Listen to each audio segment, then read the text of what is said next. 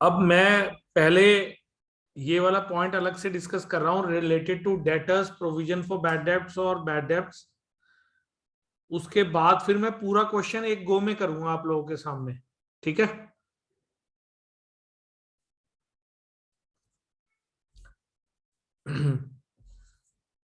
तो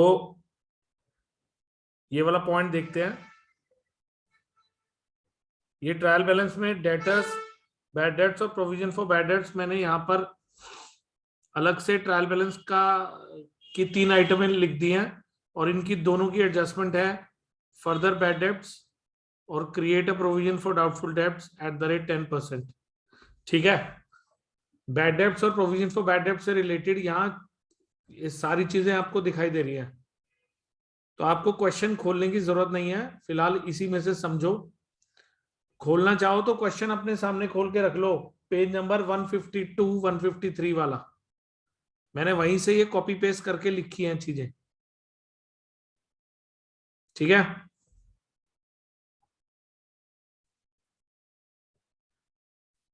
क्लियर है।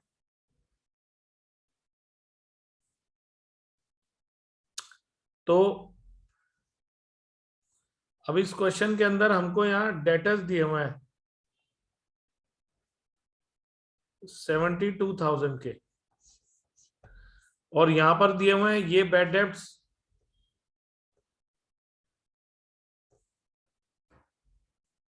ये बैड डेब्ट्स दिए हुए हैं 3,000 के, और एक दिए हुए हैं फर्दर बैड डेब्ट्स 2,000 के। पहले तो इसी पे बात करते हैं कि इसका मतलब क्या हुआ। इसका मतलब क्या हुआ।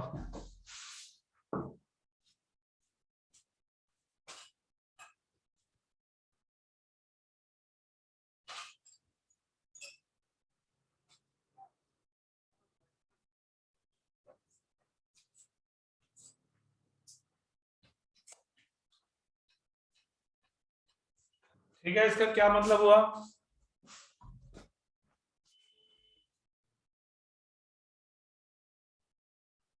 यहां पर मैंने लिखा हुआ है ऑलरेडी रिकॉर्डेड और यहां पे लिखा हुआ है अनरिकॉर्डेड। मतलब इसके आगे लिखा हुआ है ऑलरेडी रिकॉर्डेड, इसका मतलब इसके आगे लिखा हुआ है अनरिकॉर्डेड। क्या मतलब हुआ इन दोनों बातों का।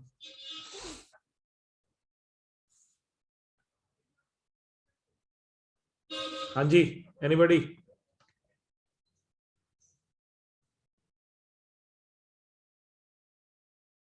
क्या मतलब हुआ।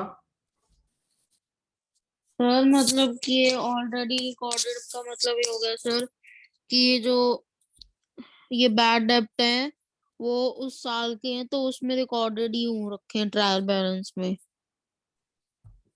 कोई और। सर, जो ऑलरेडी रिकॉर्डेड बैड डेब्ट्स हैं वो मतलब हो चुके हैं और हम उनका अकाउंट में डाल चुके हैं ये थ्री अकाउंट थाउजेंड में डाल चुके हैं और का जो क्या मतलब है। कि मतलब सर हम जो भी ट्रायल बैलेंस में जो भी अमाउंट था उसमें ये ऑलरेडी प्रेजेंट है थ्री नहीं तो थाउजेंड इसका वाले। मतलब खुल के लेकिन बोलो, ये ये बात तो श्रेयांश ने भी बोली, लेकिन मुझे इस बात को खुल के जानना है कि ऑलरेडी रिकॉर्डेड का मतलब क्या है।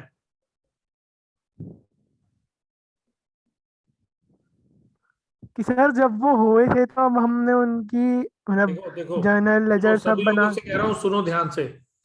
और इस ऑलरेडी रिकॉर्डेड का मतलब मैं यहाँ पे ग्रीन में समझा रहा हूं।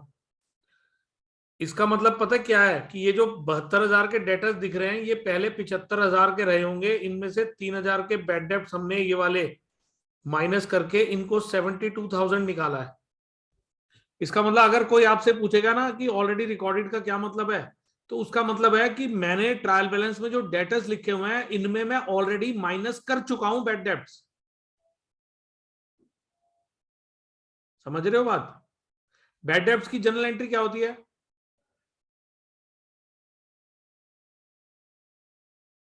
बैड डेब्ट्स की जनरल एंट्री क्या होती है।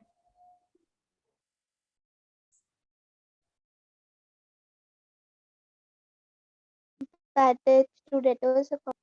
हाँ, bad debts to debtors account. तो ये 3000 से मैं ये एंट्री ऑलरेडी कर चुका हूं, इसका मतलब है कि मैं डेटर्स को 3000 ऑलरेडी माइनस कर चुका हूं। और बैड डेब्ट्स का अकाउंट ट्रायल बैलेंस में तभी पहुंचा है जब ये जनरल बन के लेजर बना होगा। समझे? बात समझ में आई? Yes sir. Yes sir. यानी कि अगर मैंने लिखा है देखो मैं ये बात इसलिए बता रहा हूं क्योंकि जब कोई क्वेश्चन आएगा ना तो ये लिखा हुआ नहीं आता है किसी क्वेश्चन में, सिर्फ ट्रायल बैलेंस में लिखे होते हैं बैड डेब्ट्स।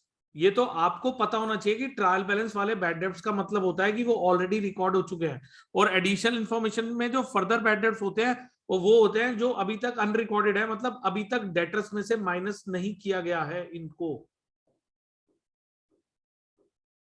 समझे बात? मतलब यस सर। मैं कहने की कोशिश बस इतनी सी कर रहा हूं, बैड डेब्ट्स टू डेटर्स ये हो गए 3000 और एक एंट्री हो गई बैड डेट्स टू डेटर्स 2000। भाई हमारे जो फर्दर बैड डेट्स हुए वो 2000 के और हुए, ये हमें एडजस्टमेंट कैरी है ना, और ये एडिशनल इंफॉर्मेशन में है। इसका मतलब है कि अभी हमारे इतने बैड डेट्स और हुए हैं जो अभी तक ट्रायल बैलेंस में रिकॉर्ड नहीं हो पाए। इसका मतलब है डेटर्स में से भी अभी ये 2000 कटे नहीं है। तो हमारे डेटर्स ट्रायल बैलेंस में कितने दिख रहे हैं आपको? 72,000। और जब ये वाले 2000 के बैड डेट्स उसमें से कट जाएंगे तो डेटर्स कितने रह जाएंगे? 70,000। तो आप बैलेंस शीट में देखो नीचे, ये 72 में से 2 माइनस करके मैंने 70 दिखाए हैं। Yes sir. जब मैं ये दिखाता हूं ना तो बच्चे मुझे कहते हैं कि सर 3000 क्यों नहीं माइनस किए, ये वाले 3000 क्यों नहीं माइनस किए, ये भी तो बैड डेट्स हैं। तो आप उन्हें क्या जवाब सर ये दोगे? ऑलरेडी हो चुके हैं, बस ये ऑलरेडी डेटर्स में से माइनस हो चुके हो हैं। चुके हैं।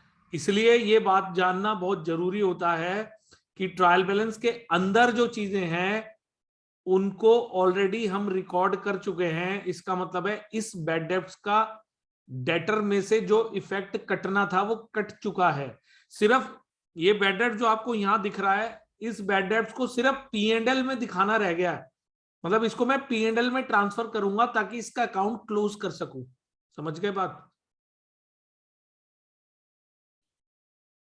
तो ये 3000 आपको यहां दिख रहा है, मैं जहां पे दिखा रहा हूं आपको,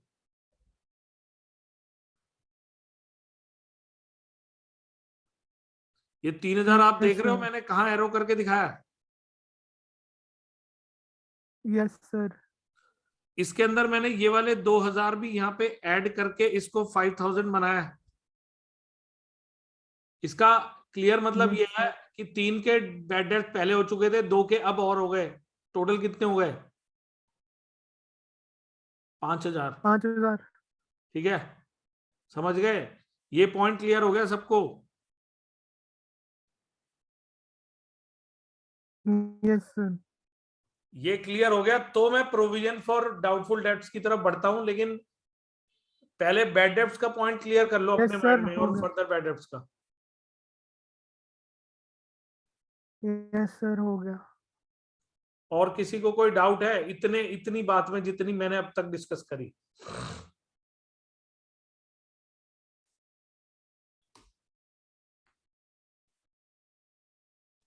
नो सर। क्लियर सबको?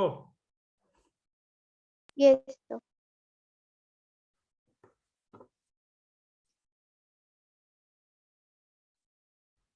अब बात करते हैं regarding provision for doubtful debts.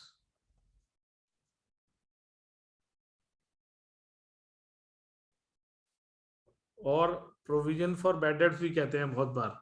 Doubtful debts एक ही बात है, मतलब प्रोविजन फॉर बैड डेब्ट्स कह लो या provision for doubtful debts, it is one and the same thing. क्योंकि क्वेश्चन कभी ये टर्म यूज कर लेता है, कभी वो टर्म। इनका कोई अलग से मीनिंग नहीं है। मतलब हम उन्हीं की बात कर रहे हैं जो फ्यूचर में बैड हो सकते हैं, उनके लिए हम प्रोविजन बनाकर चलते हैं।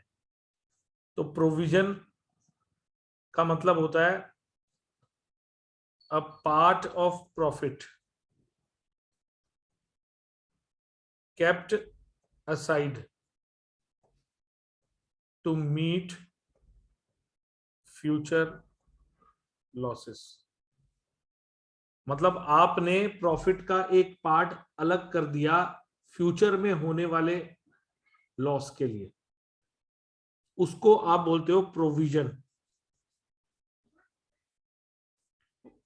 For doubtful debts. ठीक है,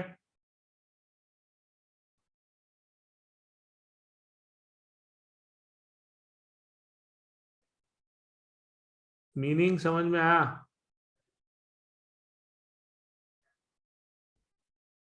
यस यस सर। अब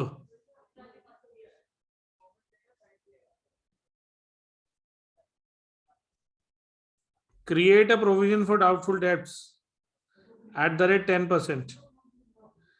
इसका क्या मतलब हुआ?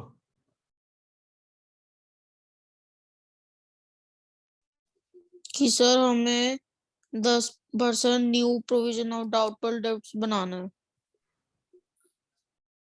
तो पहली बात तो ये कि ये 10% किसका लिया जाएगा? डेटर्स। सर डेब्टर्स का। डेटर्स में भी मुझे दो फिगर दिख रही हैं, एक 72 और एक 70। किसका लूं? सर 70। 70। क्यों? सर क्योंकि वो लास्ट है सर, मतलब वो न्यूली वो निकली है सर, तो न्यू वो क्रिएट न्यू क्योंकि करना है ना सर हमें क्योंकि प्रोविजन फॉर डाउटफुल डेब्ट्स। जो डेटर्स बैड हो चुके उनको काटने के बाद अगर हमारे डेटर्स 70,000 बचे हैं, मतलब रिमेनिंग डेटर्स बोलेंगे इनको, रिमेनिंग डेटर्स इतने बचे हैं, तो इन 70,000 में से वो कह रहा है कि 10% का एक प्रोविजन बना लो, यानी कि आपको उम्मीद है कि 7,000 के बैड डेट्स और हो सकते हैं। समझ गए ना? मतलब इसका 10% कह रहा हूं, कल 7,000 के और बैड डेट्स हो सकते हैं, उसके लिए प्रोविजन बना रहे हो आप। ठीक है, समझ आई बात?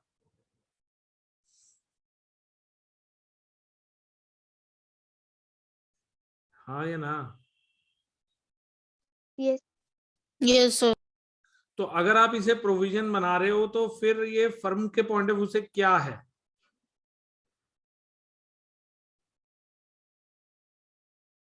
एक लॉस है, ऑब्वियसली फ्यूचर में होगा, लेकिन अभी, लॉस है सर, फ्यूचर लॉस। हाँ मतलब अभी के लिए हम उसे लॉस, एग्जैक्टली लॉस भी नहीं मान रहे, लेकिन उतनी अमाउंट का एक प्रोविजन बना रहे हैं, तो हम अपने प्रॉफिट्स को तो कम कर रहे हैं ना विद 7,000 रुपीज, चाहे वो प्रोविजन में डाल के कर रहे हैं, पर नेट में प्रोविजन तो हमारा 7,000 बनने से प्रॉफिट कम हो जाएगा ना 7,000। Yes sir.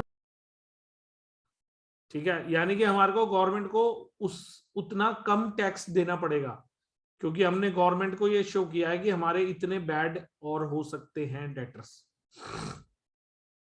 ठीक है, ये समझ में आई बात? Yes sir. अब ये जो 12वें नंबर पे आपको दिख रहा है प्रोविजन फॉर डाउटफुल डेब्ट्स, और आगे मैंने ब्रैकेट में ओल्ड प्रोविजन लिखा है 1,000 रुपीज। अब इसका क्या मतलब समझ में आ रहा है इतनी सारी डिस्कशंस के बाद? पहले आप लोग बोलो, फिर मैं बोलूंगा।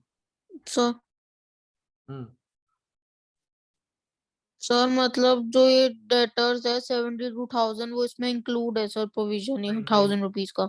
इसका इन बातों से कोई लेना देना नहीं है। इसको ऐसे कहो कि सर जैसे हमने 7,000 का प्रोविजन अभी बना रहे हैं ना, ऐसा ये 1,000 का हमने पहले बनाया था पिछले साल, तो वो हमने प्रोविजन क्रिएट किया था लास्ट ईयर, तो उसमें से इतना प्रोविजन बचा हुआ है, इसका मतलब है इतने बैड डेब्ट्स हमने सोचे थे पिछले साल होंगे मगर हुए नहीं, तो ये 1000 का प्रोविजन पिछले साल से कैरी ऑन हो रहा है, समझे? जैसे ये 7000 का मैं अब बना रहा हूं ना, ये 1000 का पीछे से चलता आ रहा है, मतलब लास्ट ईयर से क्रिएटेड है ये।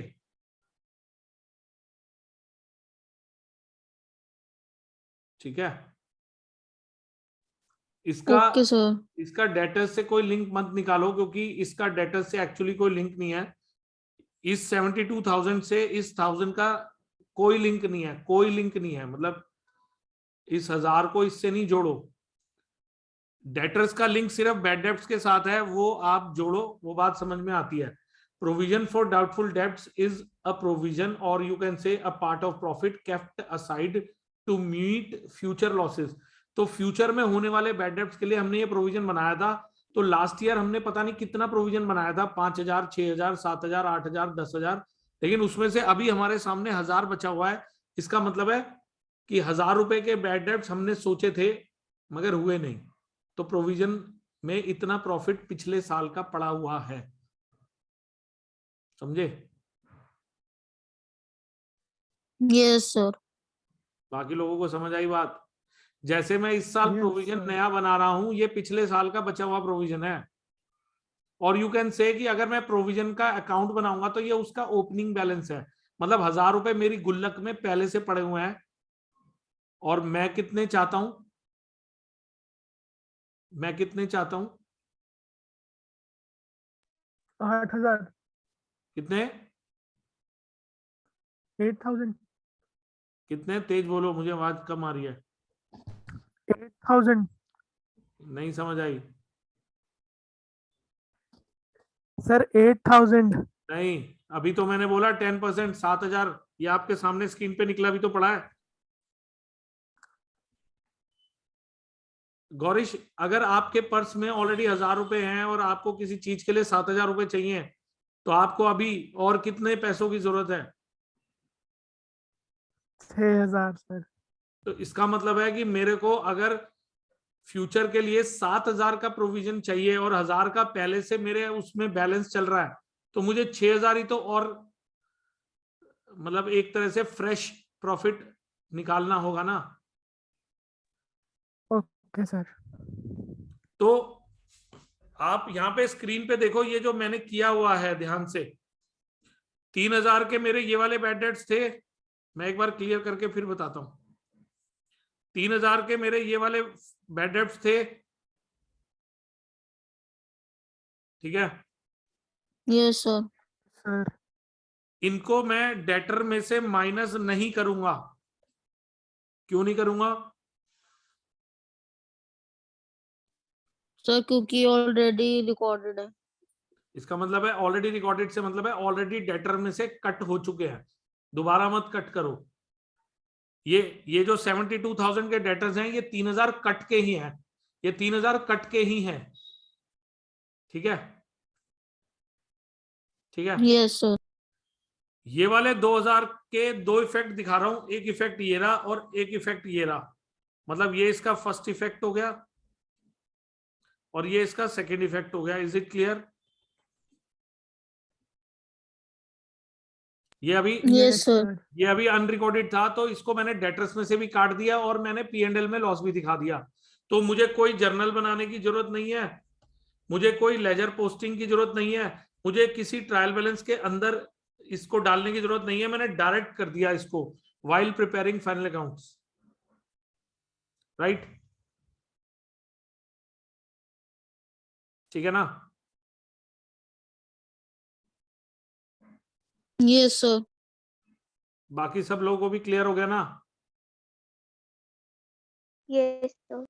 फिर उसके Yes, बाद हमारी sir. नेक्स्ट एडजस्टमेंट है create a provision for doubtful debts at the rate 10%। यानी कि अब जो डेटर्स बच गए हैं 70,000 रुपए के, उनके ऊपर मुझे 10% का नया प्रोविजन बनाना है, यानी कि 10% के बैड डेट्स होने की मुझे फ्यूचर में और उम्मीद है। उसके लिए मैं अभी से अपने प्रॉफिट को अलग करना चाहता हूं। तो मैंने 70,000 का 10% लेके 7,000 माइनस करके फाइनली अमाउंट डेटर्स का निकाल के लिखा फ्यूचर के लिए 63,000, राइट? कि 63,000 मेरे गुड डेटर्स हैं, गुड डेटर्स हैं, मतलब जिनका मुझे पक्का यकीन है कि ये तो पैसे देंगे ही देंगे। ठीक है,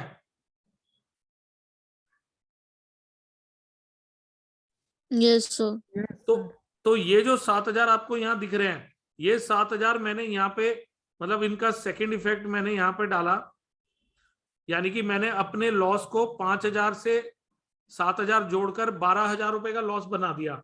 यानी कि बैड डेब्ट्स और प्रोविजन फॉर बैड डेब्ट्स का मिलाकर मुझे कितना लॉस है टोटल? 12,000 का। ठीक है, 12,000। लेकिन ट्रायल बैलेंस ने मुझे इन्फॉर्म किया कि 1,000 रुपए का पिछला प्रोविजन भी बचा हुआ है। तो इसका मतलब है मैंने आपसे ये 1,000 रुपए कहां डलवाए थे?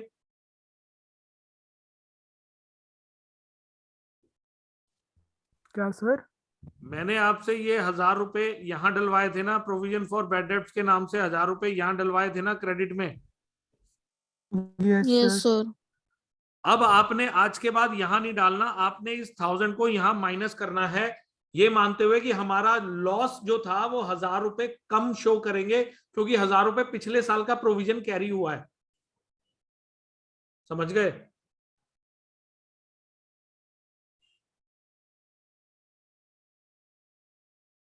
समझे मेरी यस बात? सर। यानी कि आज की क्लास के बाद मैं जितनी बार भी इस एडजस्टमेंट को करूंगा, मैं ओल्ड प्रोविजन को यहां पर माइनस करके दिखाया करूंगा। मैंने वैसे यहां दिखाया था, आंसर आपका दोनों सूरतों में मैच कर जाएगा बुक से, लेकिन टीचर ना माइनस होते हुए देखना चाहता है। आप क्रेडिट में दिखाओगे तो शायद आपके मार्क्स काट दे। समझ रहे हो? मतलब वो ये चाहता है कि आप बैड डेब्ट्स और प्रोविजन फॉर बैड डेब्ट्स को एक साथ दिखाओ, एक जगह पे प्लस माइनस करके, जैसे मैं आपको अभी दिखा रहा हूं। एक बार फिर क्लियर करके बात करता हूं, इधर इधर होते हुए दिखाता हूं सर एक आपको। क्वेश्चन था। हाँ बोलो बोलो, इसी से रिलेटेड है ना या अलग सर जाके है कुछ? जैसे, हाँ जी, हाँ बोलो इसी बोलो। से ही है सर। हाँ बोलो।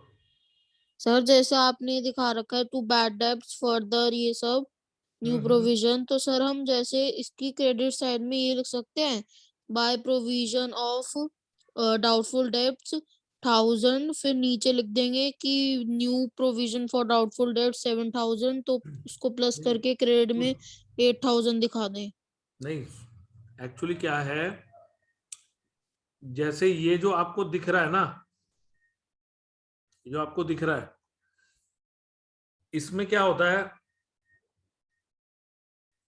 अभी आपका बैड डेब्ट्स जो है वो कितना है, कितना है? 3,000। और फर्दर बैड डेब्ट्स कितना है?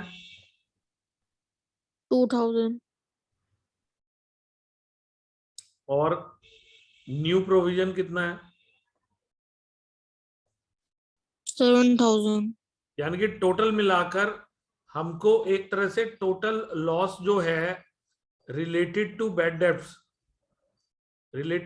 डेब्ट्स, हमारा टोटल लॉस जो है वो 12,000 का निकलता है ना,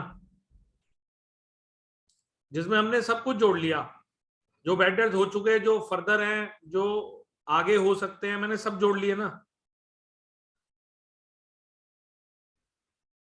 अब मेरा ओल्ड प्रोविजन जो है वो क्वेश्चन कह रहा है कि 1,000 रुपए का है। इसका मतलब है लास्ट ईयर से जो मेरे पास प्रॉफिट अलग रखा हुआ है ना, वो 1,000 रुपए का रखा हुआ है। अब मैं आपसे पूछता हूं, 1,000 रुपए का प्रॉफिट है, 12,000 रुपए का नुकसान है, तो नेट में हमें नुकसान है या नेट में हमारे को मतलब फायदा है? सर नुकसान है। कितना? नुकसान है सर। कितना? 11,000। तो टीचर को ना ये 11,000, 11,000। टीचर को ये 11,000 ऐसे, जैसे मैंने आपको दिखा रखा है, ऐसे देखने पर मतलब एक खुशी मिलेगी, क्योंकि सारी बुक्स ने ऐसे कर रखा है। हाँ, अगर ये ऐसे होता ना कि पिछले साल का प्रोविजन मैं यहाँ पे 20,000 कर देता, कि मेरा कितना प्रोविजन है 20,000, इसका मतलब मैंने पिछले साल से कितना प्रोविजन बना रखा है 20,000। 20,000। और ये 20,000 है अ पार्ट ऑफ प्रॉफिट, और इतना मेरा नुकसान है 12,000 का। तो अब मुझे प्रॉफिट ज्यादा है इस टाइम, नुकसान ज्यादा है? प्रॉफिट। प्रॉफिट। Profit.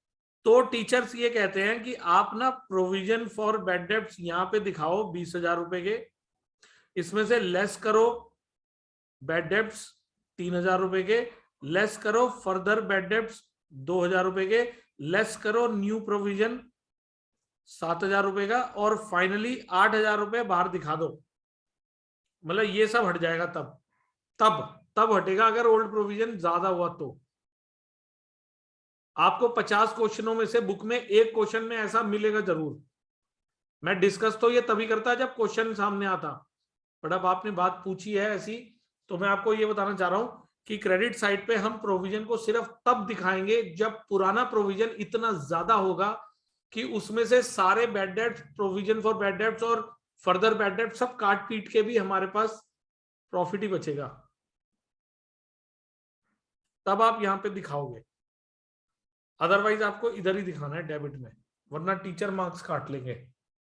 टेक्निकली कुछ गलत नहीं होता, अकाउंट्स के अंदर कोई चीज इधर दिखाओ उधर माइनस करके दिखाओ या इधर दिखाओ, कोई फर्क नहीं पड़ता, लेकिन टीचर्स की सोच नहीं बदली जा सकती। अगर टीचर कहते हैं मुझे यहां देखना है तो यहीं देखना है, आपको फिर दिखाना पड़ेगा।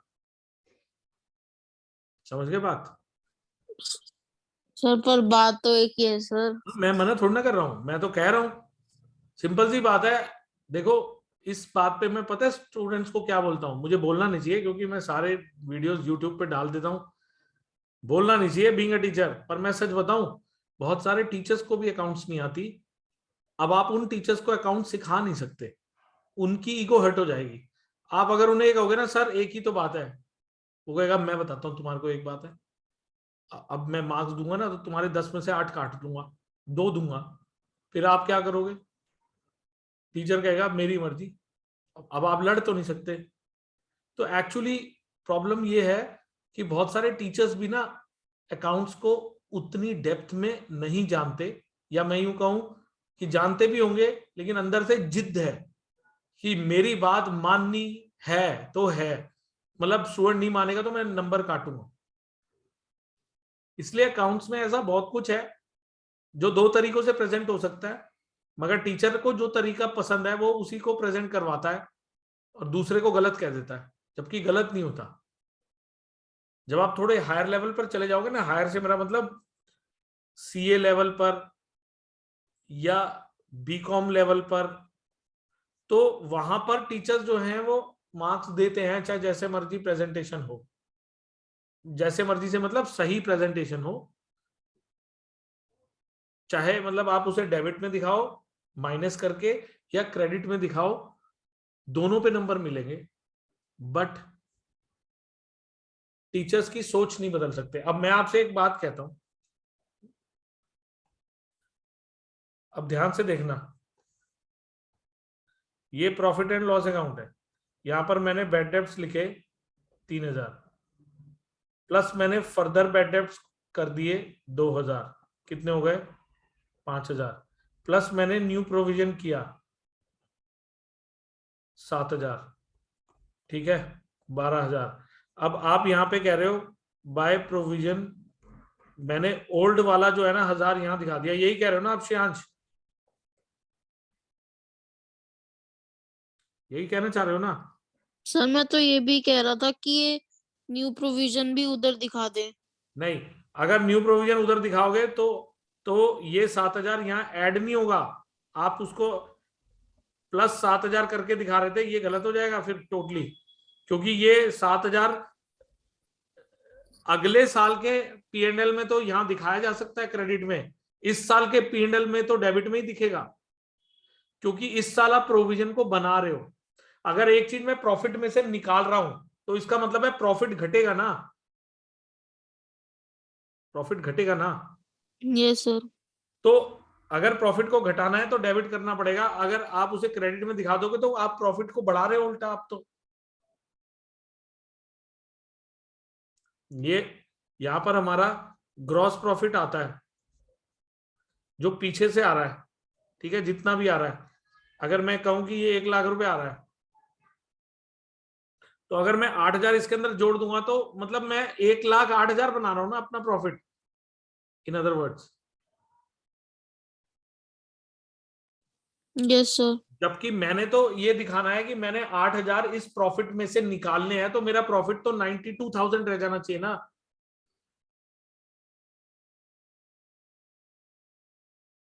मतलब 7,000 निकालने हैं, सॉरी। Yes sir. तो कहने का मतलब है ये 7,000 यहां नहीं दिखा सकते आप, 1,000 तो बेशक से दिखा सकते हो, क्योंकि ये 1,000 पिछले साल के प्रॉफिट में से निकाले गए थे, ये सोचकर कि आगे चलकर लॉस होगा, मगर नहीं हुआ। तो ये बचा हुआ है, इसको आप क्रेडिट साइड पे दिखा सकते हो, इट इज वैलिड। या फिर दूसरा तरीका है कि आप इस 1,000 को यहां माइनस करके दिखा दो, that is also valid. But इस 7,000 को आप यहां नहीं जोड़ सकते क्रेडिट में, वो गलत हो जाएगा। बिकॉज इतना आप आज प्रोविजन बना रहे हो। प्रोविजन बनाने का मतलब होता है प्रॉफिट में से निकाल कर एक प्रोविजन के अकाउंट में डाल रहा हूं, तो मैं आज प्रॉफिट कम कर रहा हूं और प्रोविजन बढ़ा रहा हूं, तो आज मुझे प्रॉफिट को कम करना है, तो वो डेबिट में ही दिखाकर कम होगा, क्योंकि debit all expenses and losses, credit all incomes and gains. हम आज अगर एक प्रोविजन बना रहे हैं तो it will reduce my profit, not increase. समझ आई?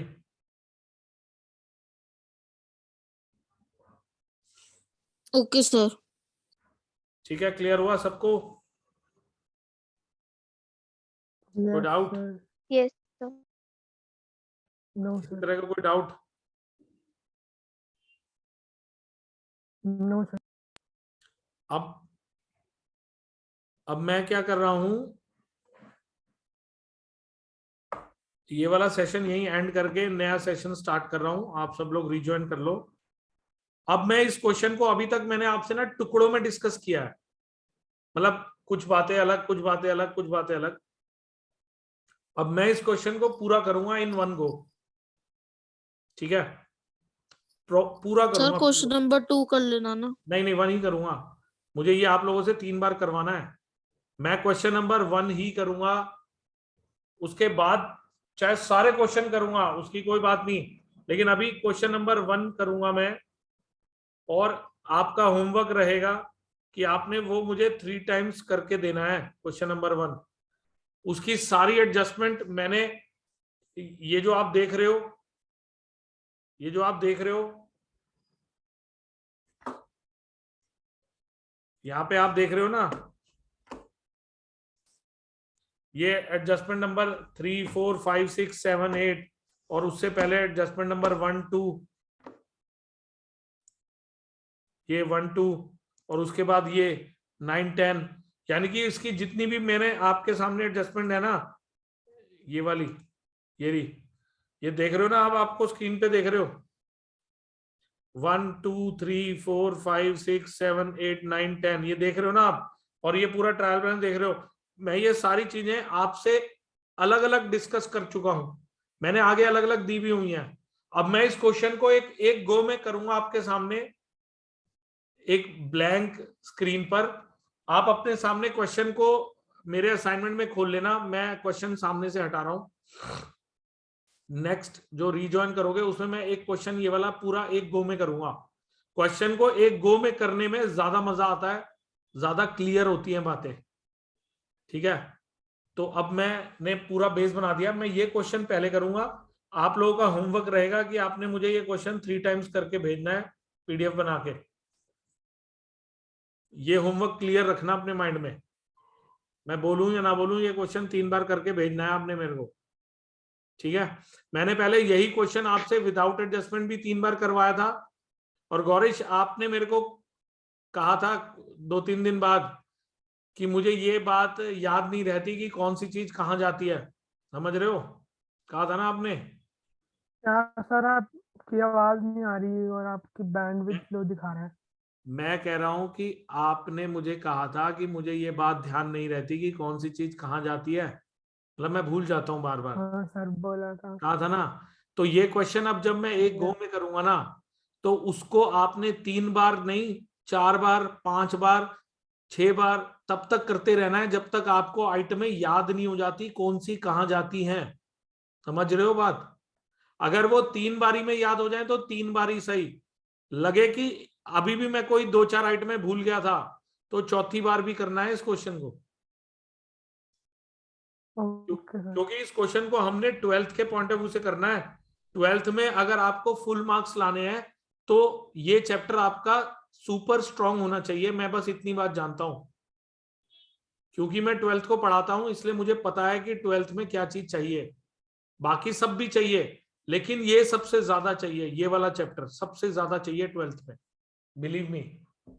तो इसकी जितनी नॉलेज होगी उतना आप स्ट्रांग रहोगे 12th में, ये मैं आपको पहले से बोल रहा हूँ। फिर मुझे ये मत कहना कि सर आपने तो कभी ऐसे बताया नहीं था, अब 12th में जाके हमें हर जगह दिक्कत आ रही है। मैं पहले से बोल रहा हूँ, ठीक है।